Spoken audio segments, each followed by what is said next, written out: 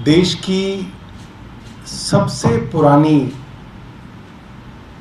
Political party Indian national Congress,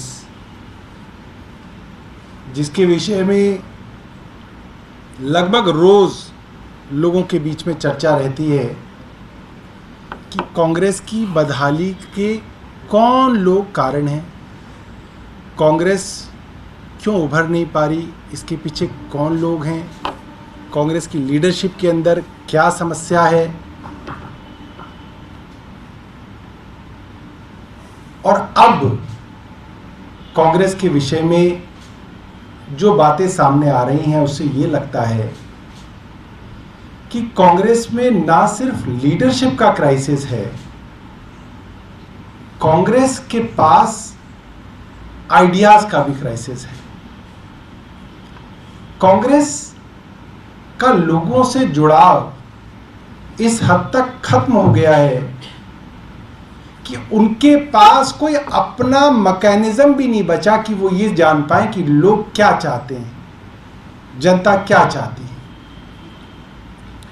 और इसका सबसे बड़ा जो कह सकते हैं सबूत पब्लिक डोमेन में जो आता है वो ये है, देश की सबसे पुरानी पार्टी, देश की सबसे नई उभरती हुई ग्रो करती हुई पार्टी से आइडियाज और मैनिफेस्टो तक चुराने लगी है। मैं देख रहा था कि क्या कोई तरीका है कि हम अपने इलेक्शन मैनिफेस्टो को कॉपीराइट करा लें कि कोई और ना चुरा पाए। हमने देखा अरविंद केजरीवाल ने पहली बार यह कहा कि भाई इलेक्शन मैनिफेस्टो तो झूठे होते हैं, हम जो बात इलेक्शन के अंदर अपना वादा करेंगे वो अरविंद केजरीवाल की गारंटी है कि अरविंद केजरीवाल खड़े होकर कह रहे हैं ये चीजें मैं पूरी करूंगा। और कांग्रेस इस शब्द गारंटी तक को चुरा चुकी है। हिमाचल के अंदर कांग्रेस ने अपने मैनिफेस्टो को गारंटी कहा। जब आम आदमी पार्टी पहली बार ये बात लेके आई कि दिल्ली के अंदर हम 200 यूनिट बिजली मुफ्त देंगे और 400 यूनिट तक आधे दाम पे देंगे, तो कांग्रेस ने सबसे ज्यादा दिल्ली में हमारा मजाक उड़ाया और विरोध किया। जब उससे पहले हमने इलेक्शन लड़ा और हमने कहा कि हम बिजली हाफ, पानी माफ करेंगे, तो कांग्रेस के सभी नेता, जिसके अंदर अजय माकन आदि शामिल हैं, इन सब ने इसका पूरा विरोध किया और मजाक उड़ाया और कहा कि अरविंद केजरीवाल को न राजनीति आती न सरकार चलाना आता, ये तो हो ही नहीं सकता, ये तो झूठ बोल रहे हैं, इनको तो पता ही नहीं है सरकार कैसे चलती है, कांग्रेस को पता है ऐसे मुफ्त नहीं दिया जा सकता। ये विरोध आज भी इंटरनेट पे इनका दर्ज है, आप ढूंढ सकते हैं। और अब क्या किया इन्होंने, हिमाचल प्रदेश के अंदर जब इन्होंने चुनाव लड़ा तो कांग्रेस पार्टी ने अरविंद केजरीवाल की गारंटियों की कॉपी की। उन्होंने कहा 300 यूनिट तक बिजली हिमाचल में मुफ्त देंगे। जैसे पंजाब में हमने कहा कि महिलाओं को मासिक भत्ता सरकार की तरफ से दिया जाएगा, तो कांग्रेस ने पंजाब में हमारा खूब मजाक उड़ाया। कैप्टन अमरिंदर सिंह हो, चन्नी हो, सिद्धू हो, सब लोग कहते थे तो हो ही नहीं सकता, ये तो सरकार बनाने के लिए आप लोगों को बेवकूफ बना रहे हैं। और वही महिलाओं के मासिक भत्ते को इन्होंने हिमाचल प्रदेश के अंदर अनाउंस किया और कर्नाटक के अंदर अनाउंस किया। आपने भाई क्यों किया? तीसरी भी बात, महिलाओं की मुफ्त यात्रा, कांग्रेस ने खूब विरोध किया। फिर हिमाचल में आम आदमी पार्टी के मैनिफेस्टो से चुरा के हिमाचल के अंदर कहा कि हम भी महिलाओं को मुफ्त यात्रा देंगे। कर्नाटक से खबर आ रही है कि उन्होंने भी अनाउंस कर दिया है, हालांकि उन्होंने कई सारी कंडीशंस लगाई हैं कि हम कांग्रेस की सरकार के अंदर कर्नाटक के अंदर मुफ्त बस यात्रा देंगे। और ये बहुत गंभीर बात है कि कि कांग्रेस के पास आज अपने ऐसे लोग भी नहीं बचे जो जनता के साथ बात कर सकते हो, जनता के कांटेक्ट में रह सकते हो और जनता के लिए एक अपना ओरिजिनल मैनिफेस्टो बना सकें। ये हालत भी आज कांग्रेस के अंदर नहीं बची है। ये बेसिक क्वालिफिकेशन भी आज कांग्रेस के अंदर खत्म हो गई है और हर चीज को कॉपी करने की, कह सकते हैं सीसीसी, कॉपी कैट कांग्रेस, हर चीज को अरविंद केजरीवाल से जो है चुराते हैं। भाई अगर आपसे पार्टी नहीं चल रही, आपसे के पास आइडिया नहीं है, आपके पास मैनिफेस्टो अपना ओरिजिनल नहीं है, आप सब चीज़ जो है अरविंद केजरीवाल से चुराते हैं,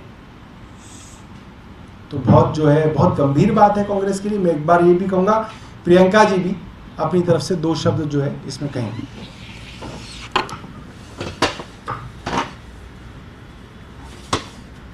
सभी पत्रकार बंधुओं को नमस्ते। सौरभ जी की बात को ही आगे ले जाते हुए मैं अभी देख रही थी कि हार्वर्ड में भी एक स्टडी हो चुकी है कि कांग्रेस के पतन का कारण क्या है, और उनके पास ऐसे कार्यकर्ता रहे जो हमें याद है, जैसे पंजाब में चन्नी जी को मुख्यमंत्री बनाया और फिर वो बुरी तरह हमसे पंजाब में हार गए, चाहे उन्होंने हमारी गारंटी कॉपी की, नहीं इम्प्लीमेंट कर पाए, हार गए। बहुत ही आज तक की वर्स्ट डिफीट कांग्रेस की पंजाब में हमारे हाथों हुई। उसके बाद उन्होंने देश छोड़ दिया, जो कांग्रेस के सभी कार्यकर्ता करते हैं, और जाकर एक थीसिस लिखी जिसमें फिर पीएचडी करी कि कांग्रेस की पोल स्ट्रैटेजी क्या है। तो उसमें भी उन्होंने बहुत लंबा विवरण किया है कि कांग्रेस कैसे अपने लोगों से बिल्कुल संपर्क में नहीं रहती, बिल्कुल कार्यकर्ताओं से संपर्क में नहीं है, टॉप लीडरशिप से संपर्क में नहीं है, सिर्फ चुगलखोरी की राजनीति चलती है वहां पर। तो उन्होंने भी जल्द में जरूर हमें कॉपी कर लिया है इस बार, बट मेरा ऐसा मानना है कि सिर्फ अरविंद केजरीवाल जी की फाइनेंशियल जो प्रूडेंस है, जो फिस्कल प्रूडेंस है, जो एक मुनाफे का बजट पेश कर सकती है, लगातार अपने लोगों को सुविधाएं देकर जनता के पैसे से, जैसे हम दिल्ली में करते हैं, जैसे हम पंजाब में करना शुरू कर चुके हैं। तो कर्नाटक में जो खबर आ रही है, इंफ्रास्ट्रक्चर के प्रोजेक्ट्स रोके जा रहे हैं ताकि फंड्स यहाँ पर अपने पोल प्रॉमिसेस को पूरा करने के लिए हो पाए। तो इस कॉपी करना तो आसान है, पर नकल के लिए भी अकल चाहिए होती है, जो आज की कांग्रेस में काफी लैकिंग लगती है। जय हिंद।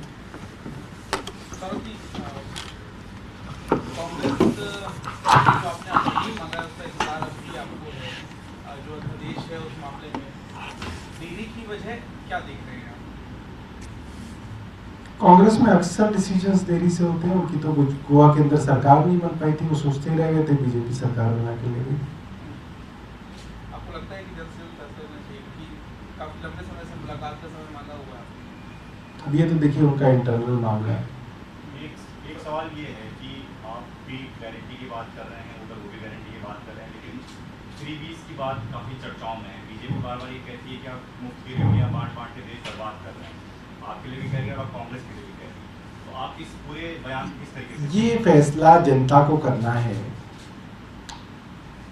कि क्या देश के लोगों को वेलफेयर स्कीम्स देना मुफ्त की रेवड़ी है, या बड़े बड़े अरबपति उद्योगपतियों को उनकी ऋण माफी कर देना मुफ्त की रेवड़ी है। ये फैसला तो देश की जनता को करना है।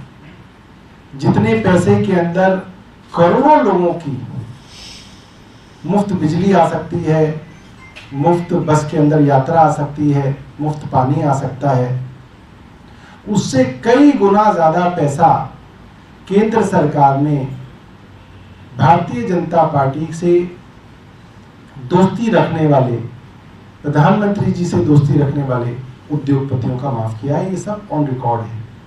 सौरभ जी, एक सवाल ये है कि 23 जून को जो बिहार में बैठक होनी है अपोजिशन की, उसमें कांग्रेस ये बात रख सकती है, और ये कांग्रेस की तरफ से तमाम नेताओं ने कल स्टेटमेंट भी दिया कि ये कहा जा रहा है कि एमपी और राजस्थान में आम आदमी पार्टी चुनाव लड़ेगी, वहाँ पर कांग्रेस को नुकसान पहुंचाएगी। तो ऐसे में अपोजिशन ही अपोजिशन का वोट काटेगा, तो फिर एक साथ आने का क्या मतलब रह जाता है? नहीं, हम तो ये बात, एक बात बताइए, 2015 में कांग्रेस की सीट 0, 2020 में दिल्ली में कांग्रेस की सीट 0, तब भी वो यहाँ चुनाव लड़ते हैं। क्यों लड़ते हैं वो यहाँ चुनाव? वो कह दें कि पंजाब और दिल्ली के अंदर चुनाव नहीं लड़ेंगे, हम भी कह देंगे राजस्थान और मध्य प्रदेश में हम नहीं लड़ेंगे। आइए टेबल पे आके बातचीत तो कीजिए। सर 23 तारीख को आप लोग जा रहे हैं विपक्षी दलों की बैठक में, किस तरीके का आप लोगों का आपका एजेंडा क्या रहेगा और क्या आप लोगों के मुद्दे हैं?